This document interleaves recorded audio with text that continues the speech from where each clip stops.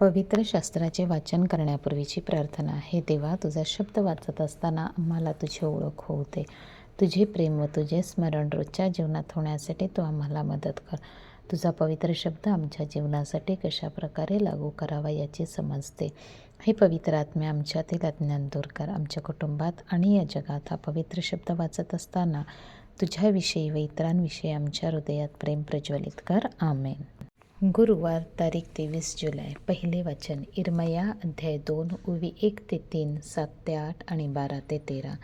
परमेश्वराचे वचन मला प्राप्त झाले की, जा, हे पुकारून यरूशलेमाच्या कानी घाल. परमेश्वर असे म्हणतो की, तुझे तारुण्यातले प्रेम, वाग्निश्चयाच्या वेळचा तुझा अनुराग आणि रानात पडित स्थयी तुझे माझ्यापासून येणे आमचे मला स्मरण आहे. इस्राയേल परमेश्वराला पवित्र त्याच्या उपजाचे प्रथम फळ असा होता. त्याला गिळून टाकणारे सर्व दोषी ठरले, त्यांच्यावर अरिष्ट आले. असे परमेश्वर म्हणतो, मी तुम्हाला सुपीक भूमीवर तिचा उपज खाण्यासाठी आणि तिची संपत्ती उपभोगण्यासाठी आणले. पण तुम्ही येऊन माझा देश विटाळला, माझे वतन तुम्ही अमंगळ केले आहे. परमेश्वर कोठे आहे असे याजक म्हणाले नाहीत आणि धर्मशास्त्राचा कारभार चालवणाऱ्यांनी मला आणले नाही.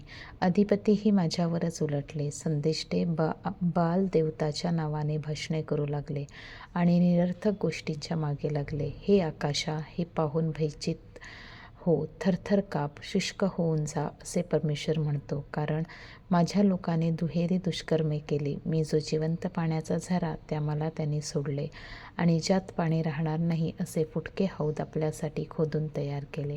हा प्रभूचा शब्द. देवाला धन्यवाद. प्रतिसाद स्तोत्र. हे प्रभू, जीवनाचा झरा तुझ्या ठायी आहे.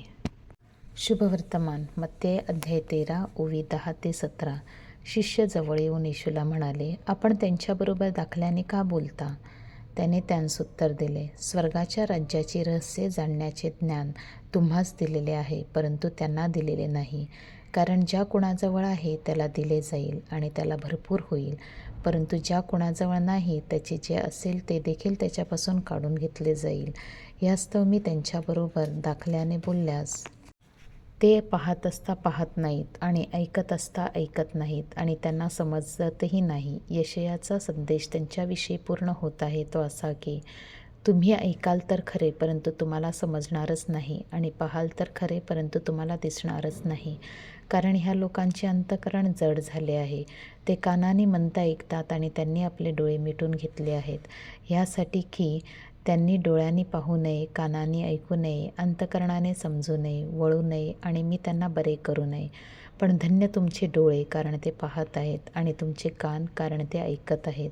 मी तुम्हास खचित सांगतो की तुम्ही जे पाहत आहात ते पाहावयास पुष्कळ संदेष्टे आणि नीतिमान जन उत्कंठित होते, तरी त्यांना पाहण्यास मिळाले नाही. आणि तुम्ही जे ऐकता ते ऐकावयास ते उत्कंठित होते, तरी त्यांना ऐकण्यास मिळाले नाही. प्रभूचे शुभवर्तमान. हे ख्रिस्ता, तुझी स्तुती असो. चिंतन. देवराज्याविषयीचे दाखले. दाखला म्हणजे बोधकथा. या बोधकथेद्वारे येशू देवराज्याचे महत्त्व लोकांना सांगू इच्छितो.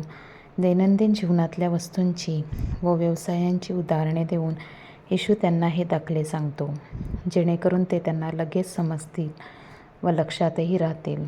जर नुसते सिद्धांत सांगितले तर ते त्यांच्या अजिबात लक्षात राहणार नाही, कारण त्यांची अंतःकरणे जड झाली आहेत.